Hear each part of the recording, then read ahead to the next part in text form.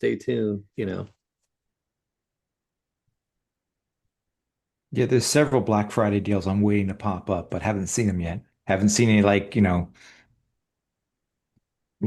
prefaces to it or like you said, hey, it's coming up in a few weeks. Yeah, it's like Black Friday's been canceled and nobody told us.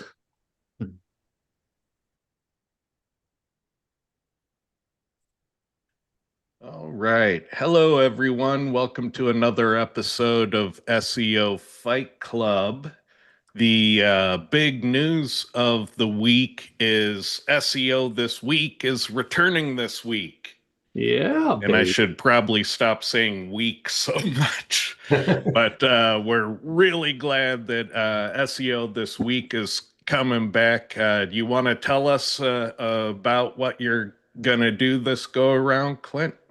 Yeah, it's staying with the format that seemed to work, just going over the news and giving my insights, etc. And then on top of that, I'm like tossing this around if I want to have like little shorts during the week to cover news that shows up during the week, because obviously I do it on Monday and then we don't get to see it again until next Monday. So I don't know, playing around with that. The goal is always more eyeballs. So if you have a standard YouTube video and the YouTube shorts, you're potentially reaching more people. Oh, for sure. My shorts actually, when I was doing them regularly, actually got more views than the regular videos. So, which Yeah, makes yeah. sense. I mean, when I'm bored, I'm sitting there flipping through the You, shorts, and next thing you know, yeah, YouTube gives shorts a lot of visibility, especially on mobile. You do yeah. most searches on mobile, you're seeing nothing but shorts. But So you, post in the you chat gotta, chats if you want to see Clint's shorts. Yeah, Nobody wants to see that.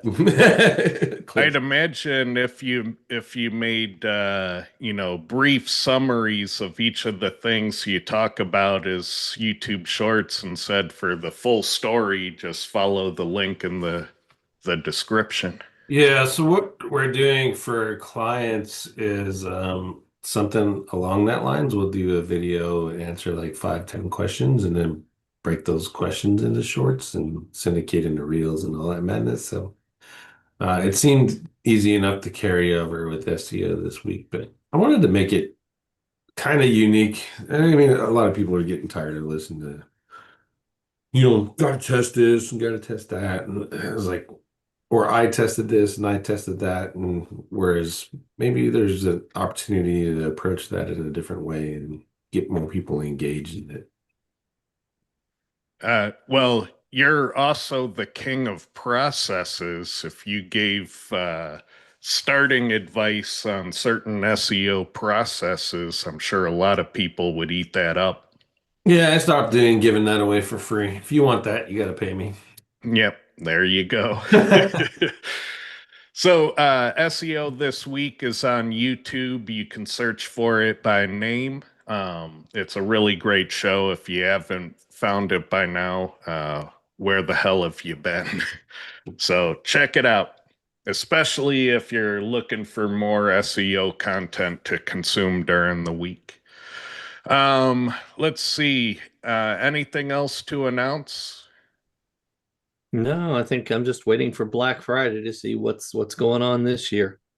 Yeah, this is another year where, if you're an online retailer, my advice to you is start Black Friday earlier as opposed to later, because I think this is another year where, consumers in general have tighter budgets. So the first opportunities they pounce on might be the only opportunities people pounce on. So you probably want to be early to the game rather than late. So that's my ecom advice for Q4. Don't wait too long to start those promo codes. Um, let's see. Charles, do we have another slide to go into today? I got nothing this week. Sorry, Ted. Nothing. All right. So it's I fell gonna down a be, different rabbit. I fell down a different rabbit hole last week over the weekend. So yeah, that's no problem. All right. So There's also no news today, so that's the big headline, is that there's nothing interesting going on at Google. That usually means that Google's up to something, because as of late, when they go quiet, that usually means they're doing something dirty. But, we'll see. Um, all right. Until then, maybe we should do a field observations day. What do you guys think? Hey, it's always interesting to take a walk on the wild side. I All love a good field right, trip. so no idea what we're gonna find. So it might be nothing, might be a total waste, but uh, we're living on the edge here. So let me share my screen.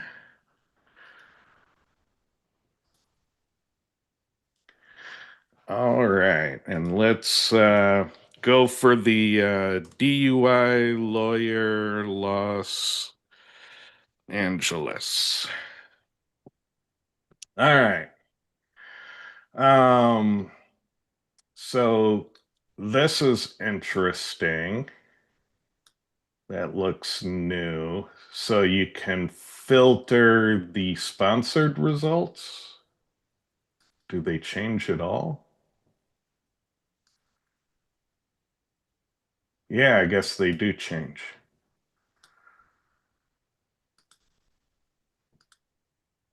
But you Yeah. Google margin infinity a lot. All right, so yeah, you got faceted navigation for your local ads. All right, Heart Levin still on top. So this is kind of cool. Kraut Law Group, discussions and forums.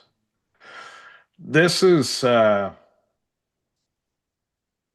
why this block might be a real opportunity in disguise. Like, if you did it right, look at this, 7 years ago, 3 years ago. If you can get 7 years of exposure on, page one, page two, and especially if you can clickbait the title just right. So, this piques my curiosity here. There might be a real opportunity. So we got a directory here, and then we paginate.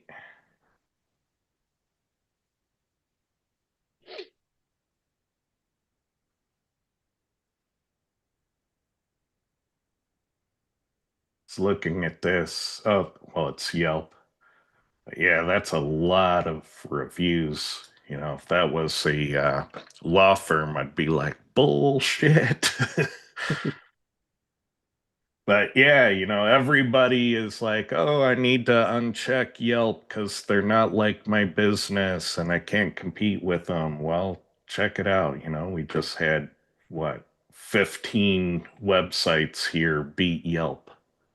Mm. And I bet a lot of them did it with less than 20 referring domains.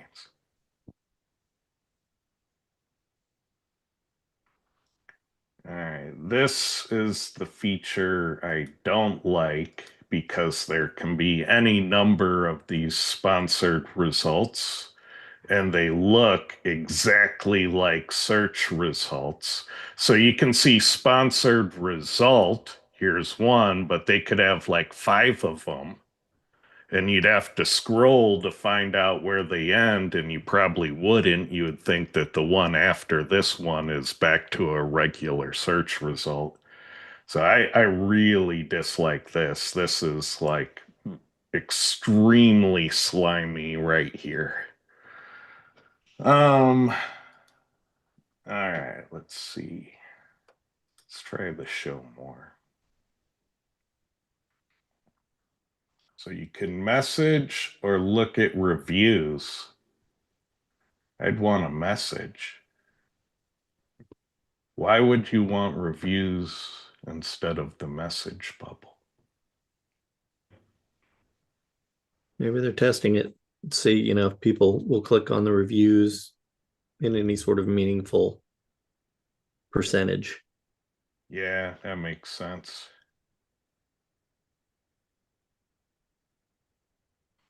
I do like seeing the bolded phone number, so that might be something worth playing around with in the meta description. And if these phone numbers aren't in the meta description and Google is quoting them, I think I have to see that. All right, view page source. Let's find the description. Yeah, it ignored the meta description and it pulled the text that had the phone number and bolded the phone number. So you probably Go want back to to put your grab phone that number. grab that first sentence and go to the page and see where it pulled it from.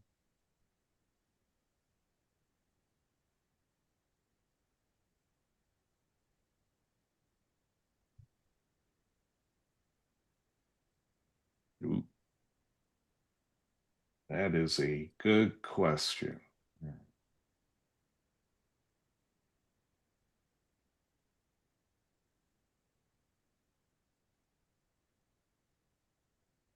Yeah, here it is. Let's inspect it. So it's in a block quote and a strong tag. So yeah, div block quote strong. And it's a link. You notice the phone numbers are different? Whoa. So 213. Well, there's encoded characters, but yeah, they're different. Well, that's just the space because they screwed that up. But Yeah, that yeah. is different. And then the snippet Google's picking up is picking up the 1988 number, not the 6381 number. And this is probably what, a tracking number? Probably.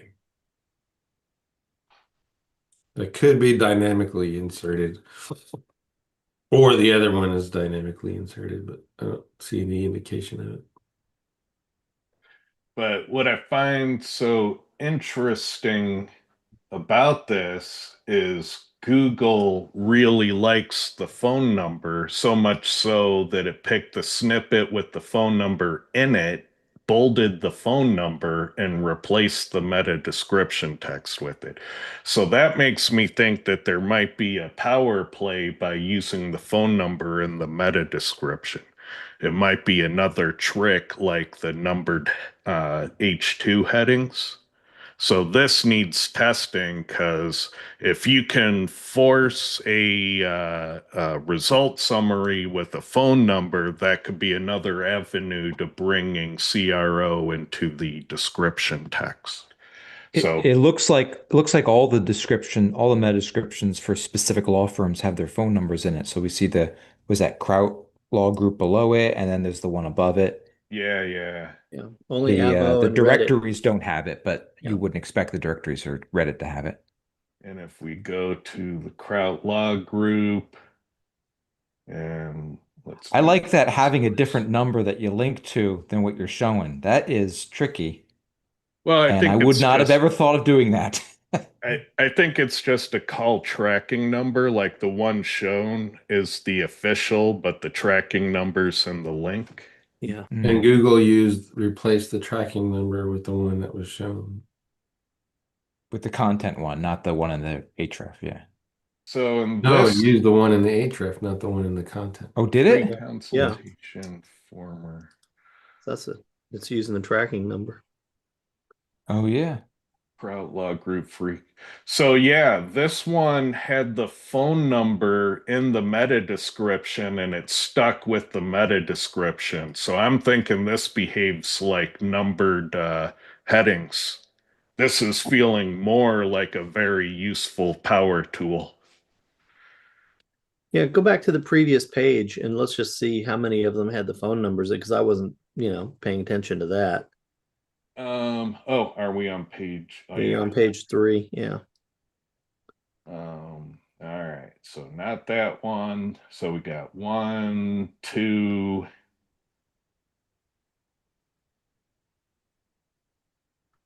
2 on page 1.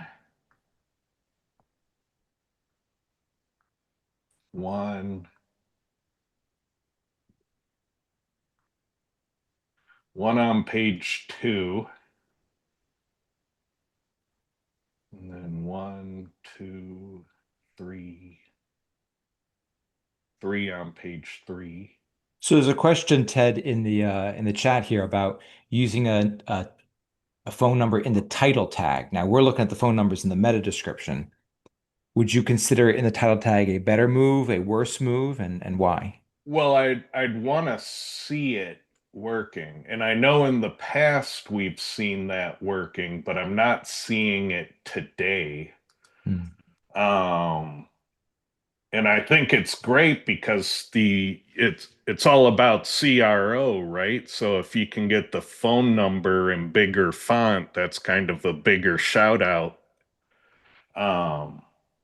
But I'm not seeing it working today. But bolded in the description,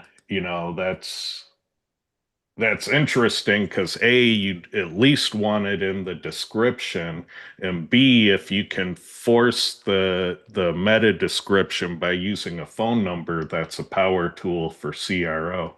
So let's look at one of those that doesn't have the phone number. So that what Well, was that? Jonathan Franklin does not have a phone number check on his this meta out. description.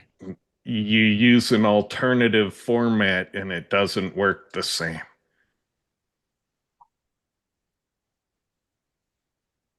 So yeah, all right, Jonathan Franklin, you said. Um, let's inspect the phone number. So the anchor text is weird.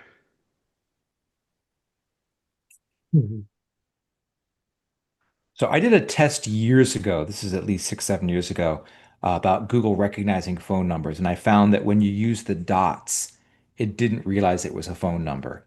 Um, Yeah, it as long as looks you like keep an your form, IP address. yeah, it looks like right. I remember talking with you about that a while ago. It looked like a broken IP address or something, or a bad IP address. But other than that, as long as you stuck with the relatively consistent formats, like whether you use parentheses around your area code or dashes or spaces, other than that, Google was pretty flexible. Um, Now I tried to get Google to recognize, and this was the test I did back then, use the dots, but I put the link in there. Google still didn't recognize it as a phone number. It'd be interesting to rerun the test to see if it would now work based on what we saw from that first example. So this Franklin one, they went the route of not having a meta description tag at all. And I think that's a bad practice. Um, let's close this and go back here, see what text they did get. They got this text.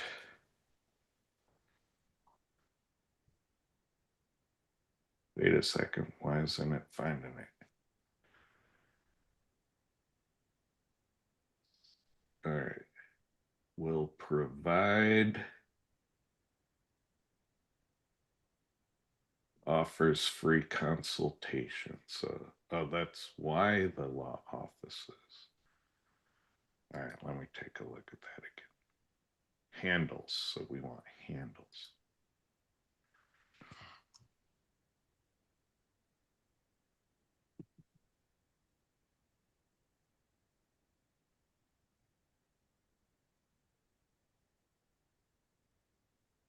What's not in there?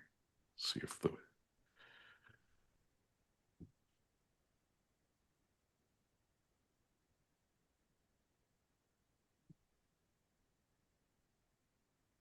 so that's not even on the page. That looks like a rewrite.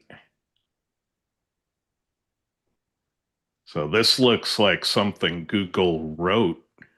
So no meta description, Google authored something, and that's what they used. That's terrible.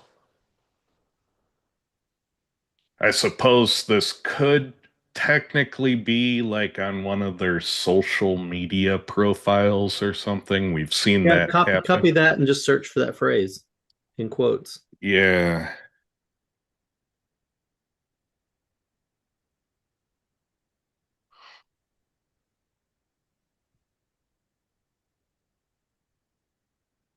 No results.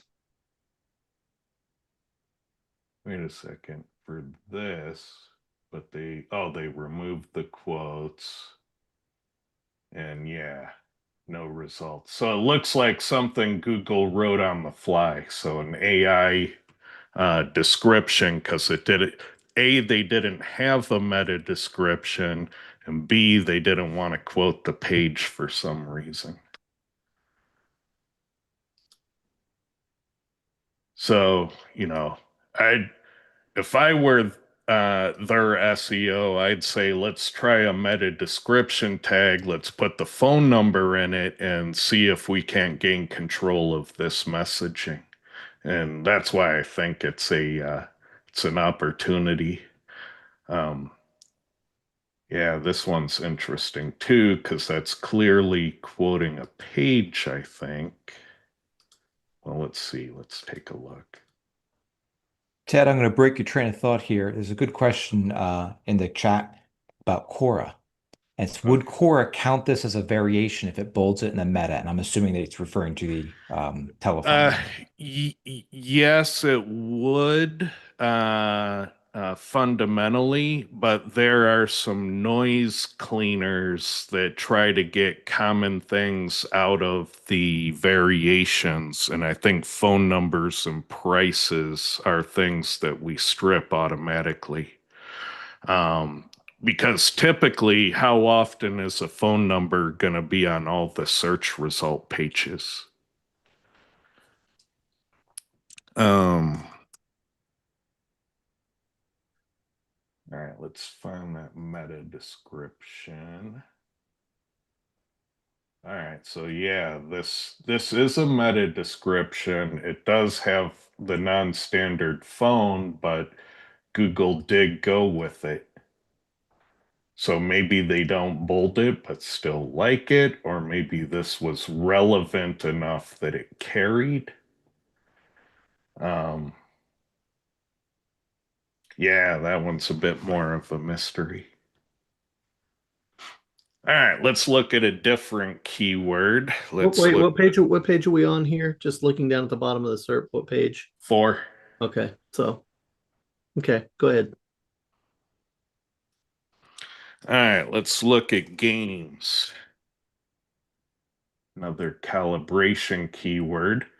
So this doesn't always appear. So this is a different widget. Sponsored results. This is what I was saying, more than one. So if you're seeing this, you might go, oh, these are the sponsored results. This would be organic one, which it's not.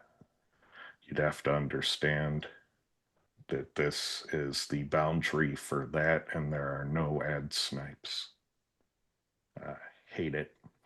This is interesting. Makes me want to go incognito. Games. No, we're here. Boom. But notice I went incognito and instantly we lost the ads. So if you were looking for the opportunity in incognito mode, you would think it's better than what it actually is because the ads vanished. Let's see where addicting games fell today. Yesterday they were on page 2. And now it looks like they've fallen back to 3, maybe.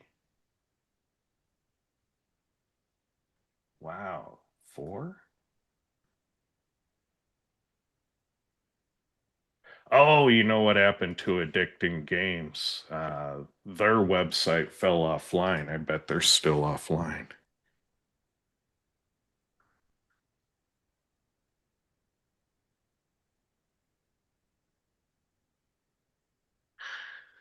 Yeah. All right. So they got this. All right. No, they're online. They might be blocking bots. So if they're blocking Googlebot, they'd fall out. The other day, this was totally broken. It wasn't working, and their SSL was bad. I mean, there's a big tip right there for everybody. Be real careful if you're going to block bots. Be super careful if you're going to play around with blocking bots. If you're going to play around with your robots.txt, with your htaccess, I know not everybody has htaccess files. If you're doing any kind of blocking, just be careful. But Well, if, and if you do if you're block Googlebot, you save on that crawl budget. So you just kind of save it up for Christmas when you need it. So while I was at Verizon, we had technical department that decided Google was hitting our site too much. And so they decided to start rate limiting Google because Google didn't need to be on our site that much was their yeah. and that goes back to my KPIs rant. Their KPI was about server health, not about traffic. So their page was throwing errors for 1 day, and they're now on page 8. They were middle of page 2 yesterday throwing errors, and now they're back down to page 8. We've seen that as well. I Well, remember this is that's going back. This is going back a couple of years. We had a site. I had a site that got 500 error on a bunch of pages, and we could see in the logs. And I remember sharing this with everybody that log hits dropped significantly, like less than a quarter. Um, the only good news is it does recover, but it depends on your site. I was dealing with a site that was an enterprise site, and it recovered within an hour. Yeah, and this is the fundamental mechanic for most like real negative SEO attacks. What they want to do is figure out a way to have your web server throw 500 errors while Googlebot is crawling it. In the past, people would use the Google cache to figure out when Google is updating entries. Then it switched to largely cross-site scripting to look for Google. The other thing they would do is they would look for a noteworthy change on the website that isn't reflected in the search result text yet, like a new game or a new product. And when those became findable in Google, they'd know that Google's probably working on the site. Um, and yeah, so when they can cause those errors and show Googlebot the 500 errors, you could fall down to page 8 for the 2 weeks prior to Black Friday. And that's what used to hit me in online retail all the time. And that was massive devastation. Obviously, don't do this stuff. The damages are off the hook, and if you get caught doing it, you will probably be sued into oblivion and lose in a hurry on that. You know, Uh, but I've done that before in a different way. I had two hosting accounts, and one of my hosting accounts, the emails went to a an email account that I didn't monitor regularly. So the hosting wasn't, on auto pay or auto renew. So it went down. I know sites went down, it went down for like 3 days. And I went over and said, oh crap, my hosting. I didn't pay for it. So I paid for my hosting. It took about 2 weeks for the sites to come back to the previous positions. And then about 2 weeks after that, the SSL certificates came up for renewal again to the account that I didn't monitor very often. So I did consolidate some accounts, but that took it down. Going from the SSL certificates going down, took it down in the rankings, and it took about 2 weeks to come back once we got that straightened out. So technical issues like that can definitely take you down, down, down.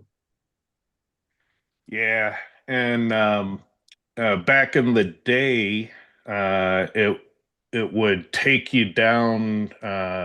Actually, it would take you totally out. You serve 500 errors. While you're serving 500 errors, you didn't rank at all.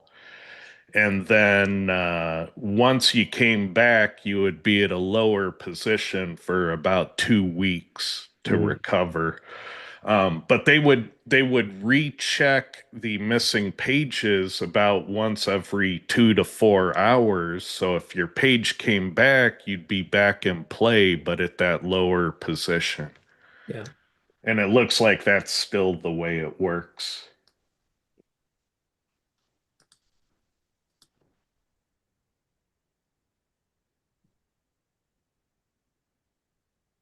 So their count went up. They used to be almost 2,000. Now they're slightly over 2,000.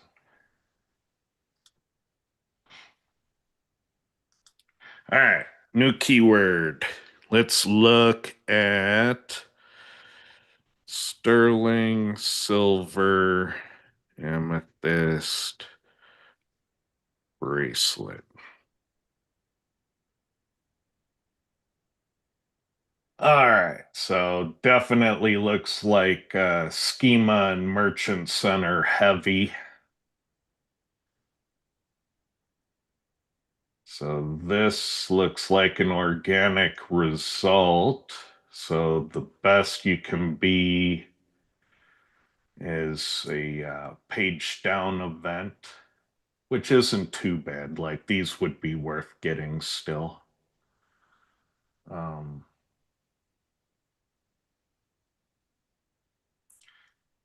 This is interesting. I wonder if that's schema driven for store nearby. Or is that a map search integration? So I wonder where this comes from.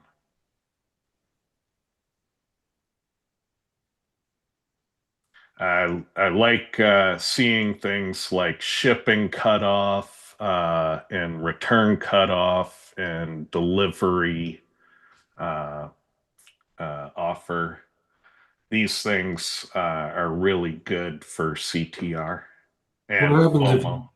What happens if you click the store nearby? On this one, pulls up a card. This looks like a GMB data set. Yeah, that looks like a map card. I think this is driven from the merchant feed, but I'm not 100% positive. I'm not an expert at merchant feed, so I do have a client though that has something similar to this, and they have a merchant feed.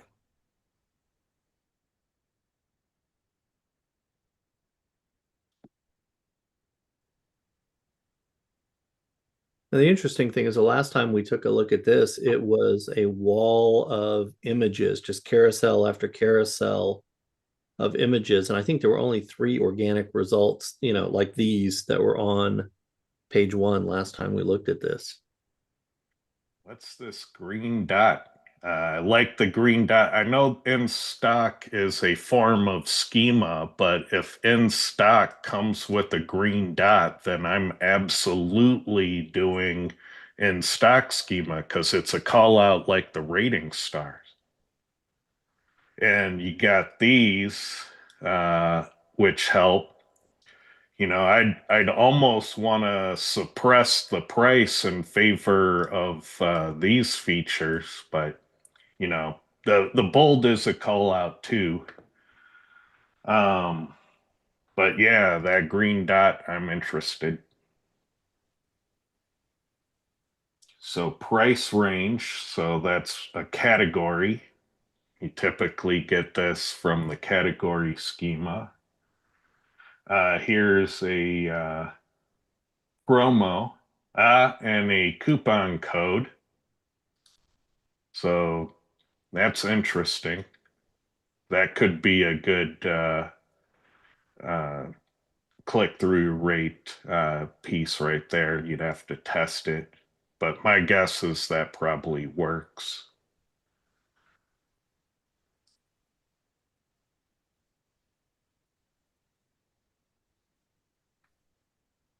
And that was page 1. That was a lot for just one page.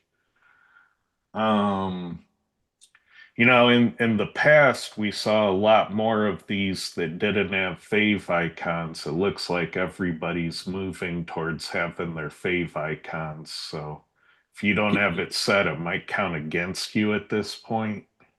Here's an interesting little tidbit. I Here's had a one, though. site that it definitely was a new site. It's never been used, a new domain. Google was looking for the favicon. Um, I know for sure that it wasn't in the code, and I know for sure that this wasn't a site that came from someplace else. So Google just had it in its memory. So favicon, Well, it's ads.txt, and robots.txt, Google seems to be looking for it by default. yeah, and that's by the HTML specification, I think. If it's not listed as a specific file, they check for favicon.ico is the default file, kind of like robots.txt. They know to look for it. And when you don't have it, you get this little icon here. And this is what I'm thinking. If it isn't already, it might become a very slightly negative thing. Because why on earth would you not want a brand? Um,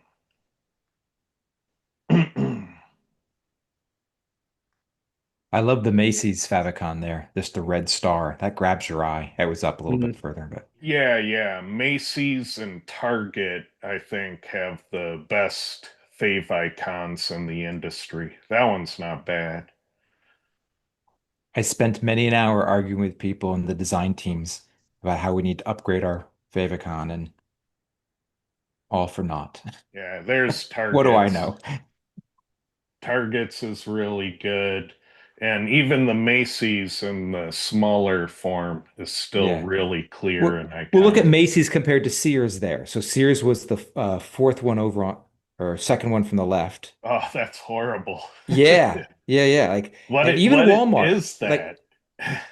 yeah, like Walmart. I know why it looks like that. That's their official color, but no one's ever looked at the official color palette and seeing how does it look in the Google, in Google. Yeah, It's just yellow too on light. white is terrible. And if you were in Walmart, and if the person, if the SEO team in Walmart's listening, which I'm sure they're not, and they go to their design team and say, "Hey, we need to darken it up," everyone will be aghast. No, you can't. That's not on brand. You can't do that. It's like, well, we got to do something. It's Um, it's nearly impossible to do text in 16 by 16 pixels. So Indeed. if your fave icon is trying, please stop trying. At least just make the image bigger, because the text won't work.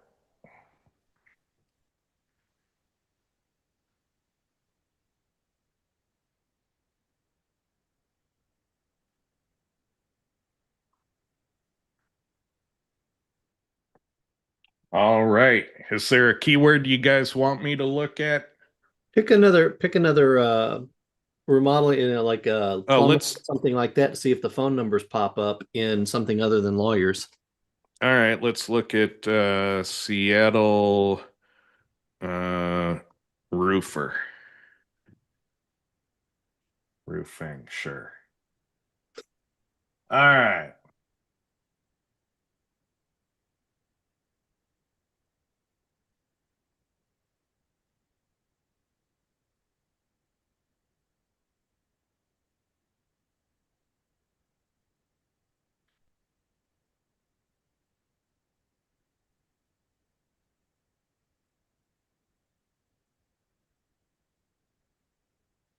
Wonder, I guess that's That's maps data. that's sponsored. Yeah. Oh, sponsored. There we go. So what have we learned? Roofers do not wish to be called, apparently. Well, this right here, that's a big hit. That's a phone number in the title tag, I believe. So if we go, yeah, you can see it up here. Mm-hmm.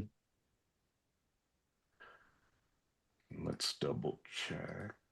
View source and title tag. Yeah, there it is. Boom. So this might be a power play for title text as well. More testing needed, obviously, but my curiosity is piqued on phone numbers and titles and meta descriptions now. I mean, it makes sense if you're thinking from a CTR perspective for Google to highlight those phone numbers so you stay on Google and just call dial the number while you're searching. And that's what you want anyway, more than a click is you want the lead. So Yeah. if you can get the lead without the click. Yeah, but one of the things that you see in the Google Search Essentials, when you go into the spam policies, one of the spam policies that always caught my attention was they don't want you to have, a large list of phone numbers and things like that. And I'm like, why the hell would you care about that? Well, the only thing I could figure out was the phone number, the area code is geosignal. Yeah, So, yeah. they're pulling that and highlighting it because it shows, yes, they are in Seattle in this particular example. And if you think about Yelp, what are they giving you? It's part of the reason they work so well is, yes, it does work, but they don't want you to exploit it. And people will tattle on you if you exploit that one. So just know that narc SEO is alive and well. So missing Favicon, that's what it looks like in the 32 by 32.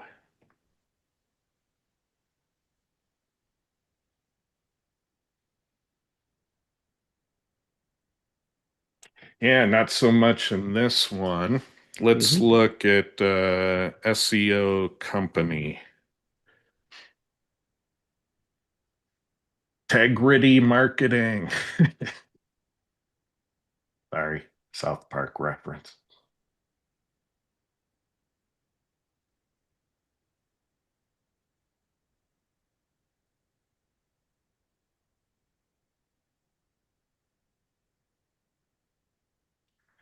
Wow, nobody in SEO is doing it. Big opportunity there if it works. Well, SEOs are introverts. They don't want calls. Oh, they don't SEO. Not the their calls that sites city either. SEO rankings get you anymore.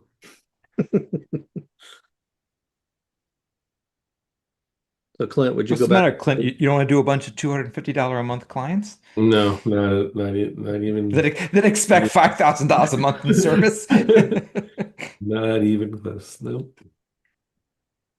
Well, you could try the Verizon tactic, which is just, take the phone number off the website. And I still don't see a problem with that. Lee, that solves if the calls stop coming in. Problem costs money at solved. the call center. Call center, expenses up. Am I gonna have to go back and do the KPIs thing again? Because the KPI was lower the number of calls. I did that, and therefore we won.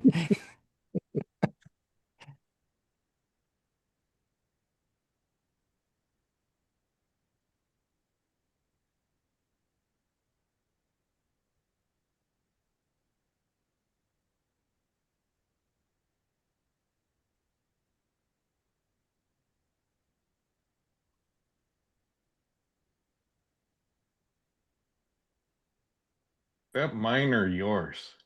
That's mine. So you totally usurped my ranking. Yep.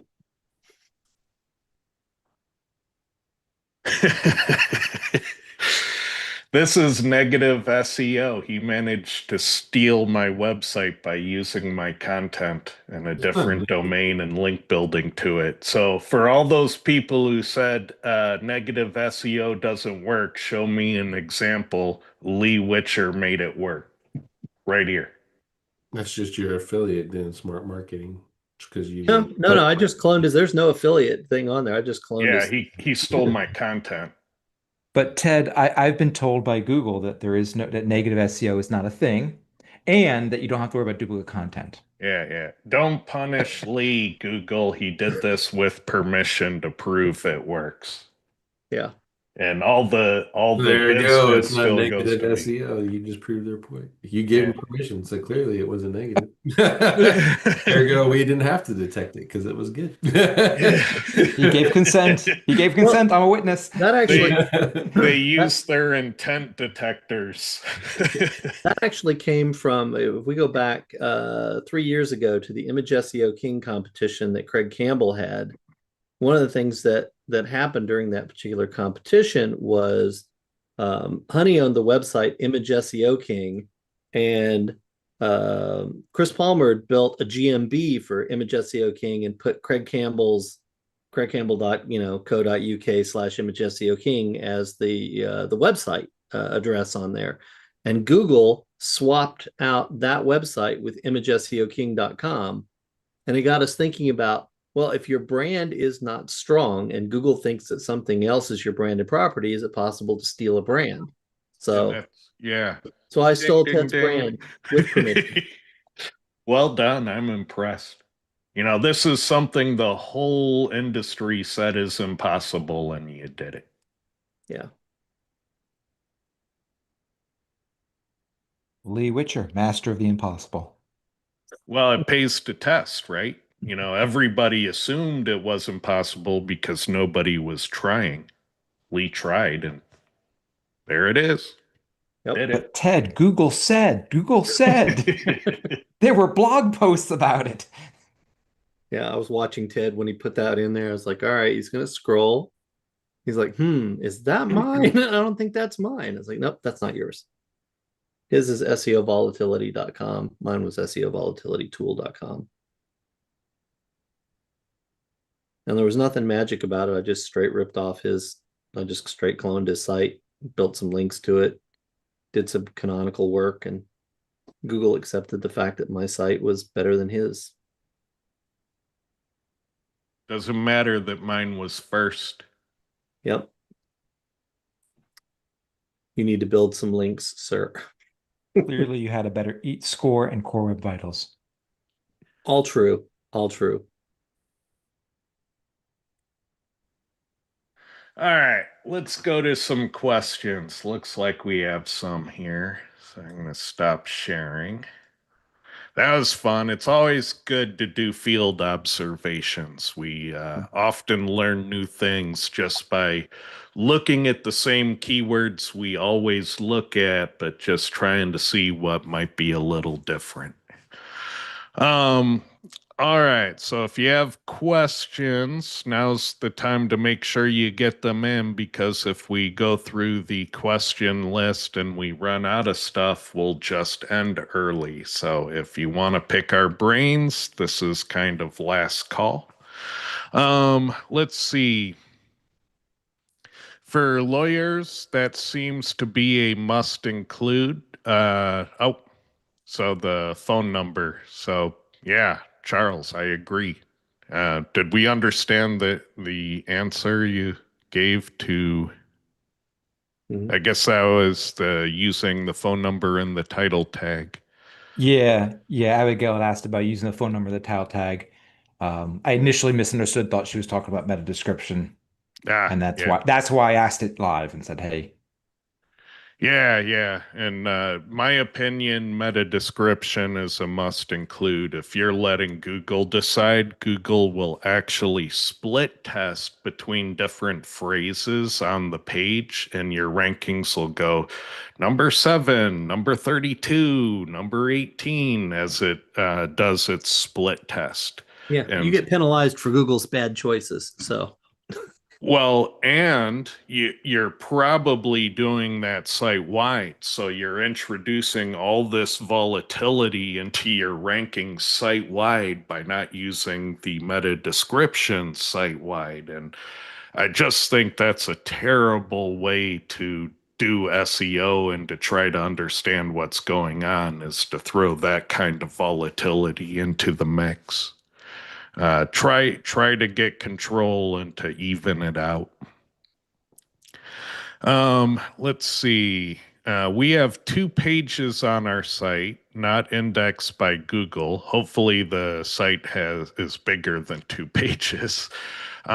Each is getting big traffic in the last 2 weeks from China, Singapore, Hong Kong. Sounds like you're in other search engines, possibly. And it's spreading. How is this possible? So it sounds like you're not in Google, but you are in the other search engines, and you're getting good rankings in other search engines. That would be my guess, and avoid. It could be other things. Any other thoughts on that? No, that's where I went. Yeah. Either that or somebody's posted them their link on a some sort of viral social something or other that, people are clicking on all over the place. The other thing I've seen in the past is if it's a new website, go to Wayback Machine and see what content was on it, because it might have been a Chinese website in the past and it's got a million backlinks out in the world, from sites for the old website. So I've seen that before too. So check the history of the site if it's newish. Google seems to be adding the phone number to a lot of lawyer meta descriptions, and I generally see it pulling the number out of the source code if a tracking number is in use. So yeah, I don't know the rules of it yet. It just appeared to me to be something worth investigating and testing. Um, should be the E.164 format, and ads you can get your call extension excluded if not the right format. So I guess that's the phone number format you need to use. That's from Derek Booth, and he knows a lot about the ad stuff. So it sounds like that's a requirement for Google Ads. And back in the day, when I had a Google rep, we would ask SEO things like, is it okay if we do this in SEO? And typically what they would do is they would see if it's okay for Google Ads. And as long as it's okay for Google Ads, they tend to not have much worries about it. So there is a precedent for looking at what Google Ads will allow, and that being somehow allowable in SEO too. I definitely had that experience with the reps, and we would ask totally crazy things like, we want to have 15 stores, and then we want to make 25 micro stores based on the 15 stores inventory. Is this allowable? That was the microsites. And they said, yeah, as long as they all have 15% different product mix, it's totally fine. And that was a policy from AdWords at the time. And the Google rep went back and checked with the team and came back and said that, yeah, we could do the micro stores. We were making so much money, we didn't want to experiment with something that would get us in trouble without Google's blessing. And so that's why we went through the reps. We had a lot to lose. And they greenlighted us for 25 microsites at that time, based on the product mix being different. I don't know if they'd still greenlight that today, but that's what we did, and why we felt safe doing it. Let's see.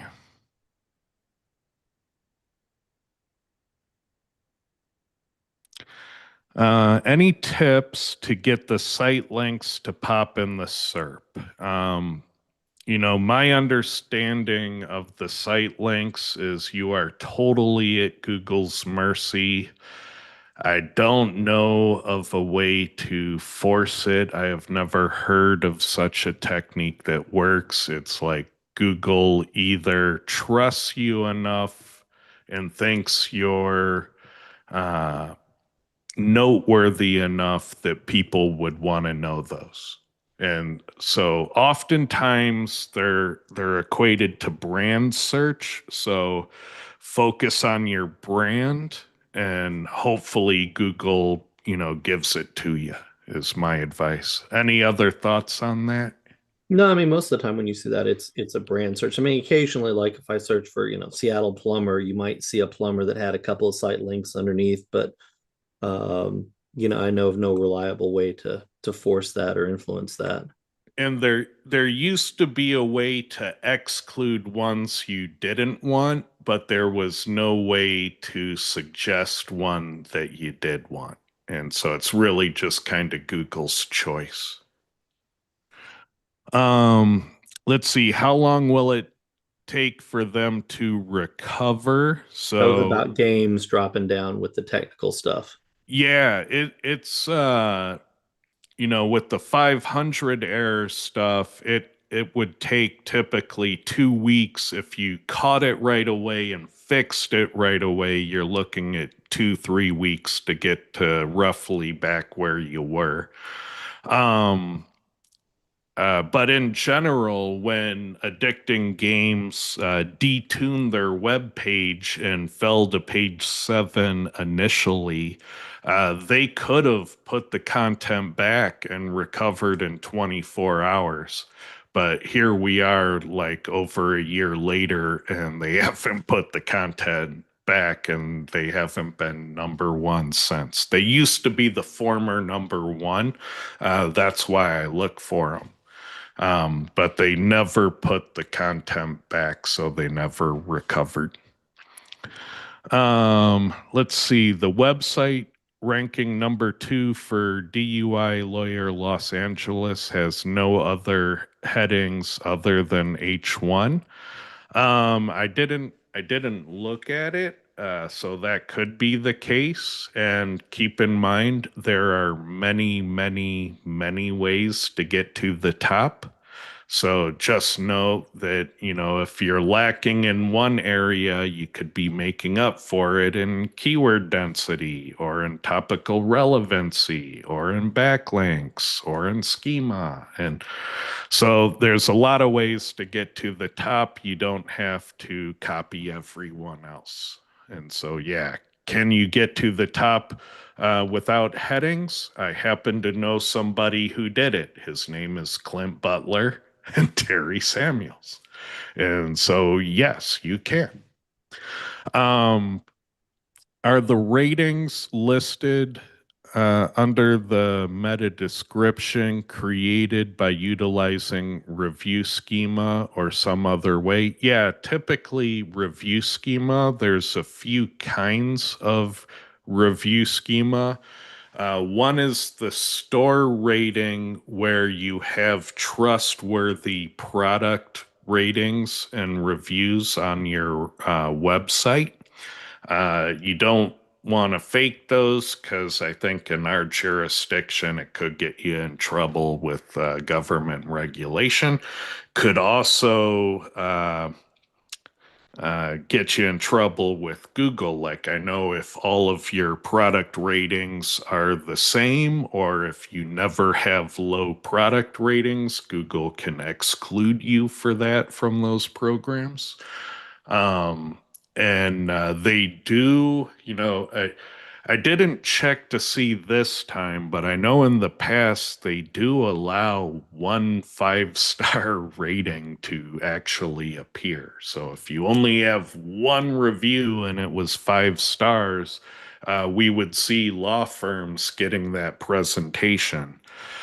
So even if that's all you got, use it. Maybe Google will let you have it. They don't let everybody have it, though. They don't want to see stars down the list. So you got to kind of get lucky, and you have to be in the game to get lucky. Um, all right. Let's see. Where were we? Here we are. What do you think about cosine similarity versus entity slash LSIs and correlation?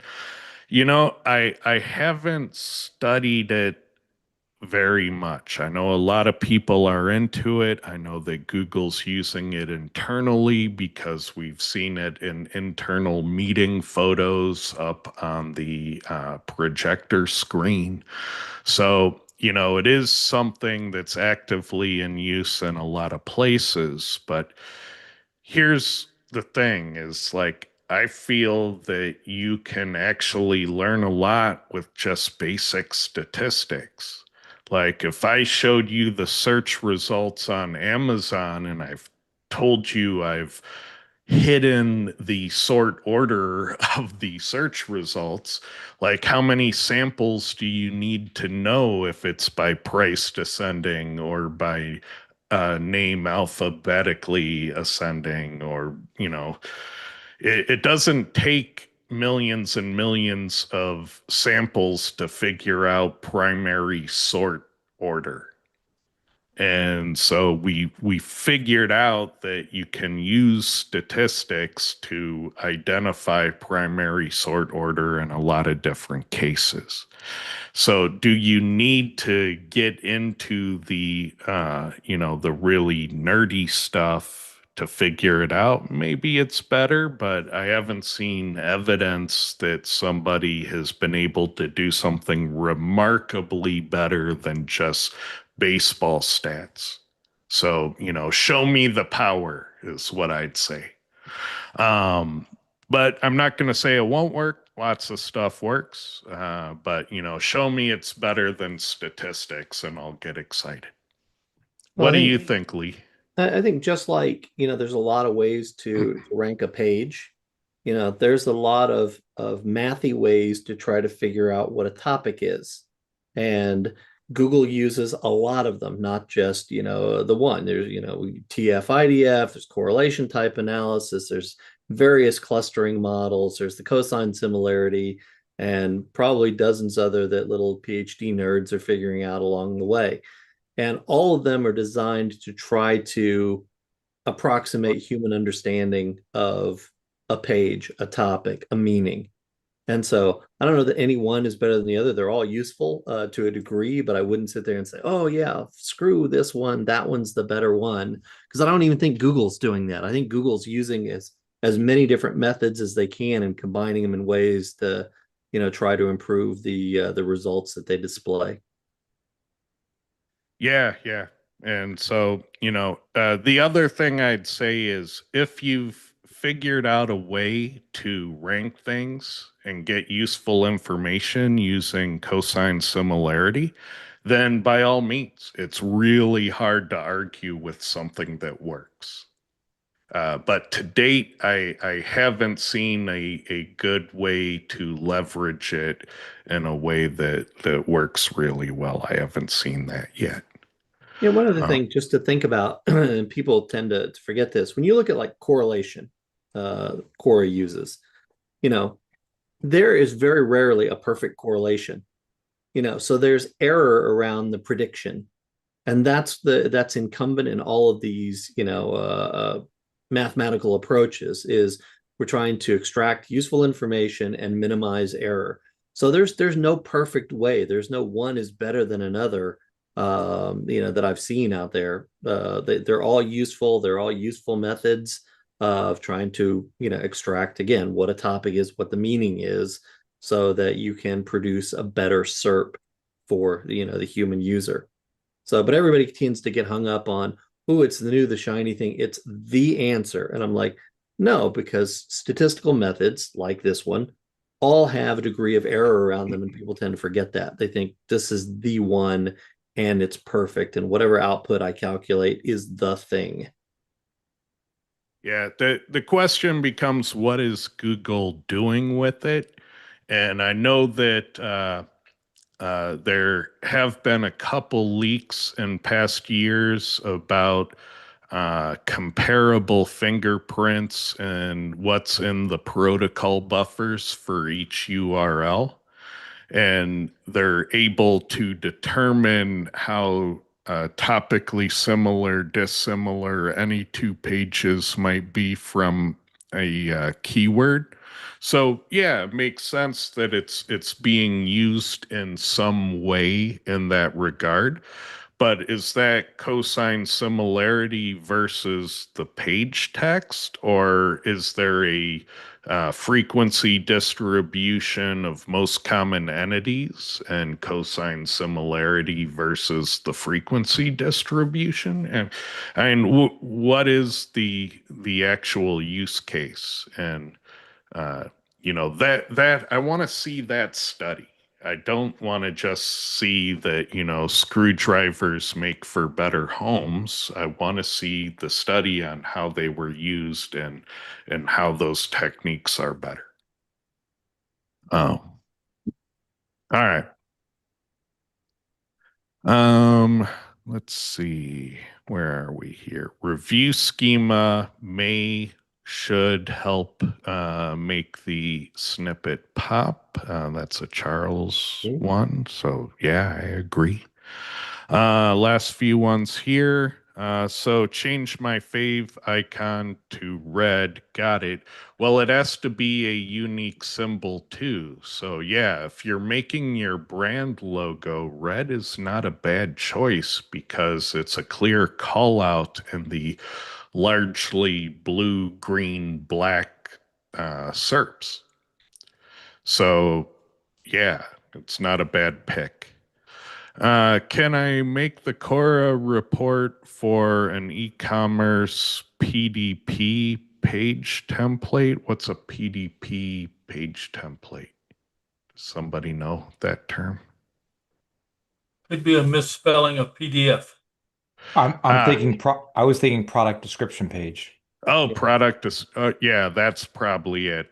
With PDFs, no, Cora's not going to analyze the binary documents because, if that was your intent, because we don't know how Google translates them to HTML. And so there would be so many big differences. We can't work with binary documents. On product description page templates, yeah, you can make Cora reports for the product pages. Absolutely. I think what he's trying to do is say, can I use Core Report to create a template that is well SEO'd enough that I can apply it across the entire site? Yeah, yeah. Typically, what you'll find by page type in ecom is you'll have a lot of common deficits. You'll have common strengths and common weaknesses that were inherent in the web development of the ecom site. And so if you're lacking in H4s on 12 products, you're probably lacking in H4s on nearly all of them. So yeah, you can find those commonalities and deficits by page type, and you can create a strategy to fix those horizontally in the web development, especially if it's a custom store. Let's see, I've heard when implementing schema that it's not a good thing to have more content in your schema than you actually have on the page. I don't believe that's true. I believe that Terry Samuels and Clint Butler have effectively shown that's not the case. But what you want to do is to make sure the terms you are trying to rank for are actually in your schema too. Because if they're only in your schema and not on the page, it's not going to end well for you. AKA Clint's example doesn't rank well for his name, which is in the schema, and his name is an easier keyword to rank for than the keyword he's actually number one for. So that would be an example of if he put his name in the title tag, he'd start ranking number one for that too. So your schema needs to match your content for the terms you're trying to rank for. Any thoughts on that? Clint's probably telling me to shut up with eye daggers. No, I think you're on point. That narrative came from John Mueller. Essentially, that's who started it, because there's a lot of people just, oh, I can add all this stuff, extra stuff into my schema and I'm going to rank for it, which isn't true at all, because we tested it, and FAQ schema, how-to schema, and Q&A schema are the only three types so you can put like unique content in and get indexed and ranked for that unique content without it being on the page. But people were stuffing it and doing stuff like Yoast and adding full articles in there and all that. It was all just, you're pissing in the wind, for the lack of a better term, doing that stuff. So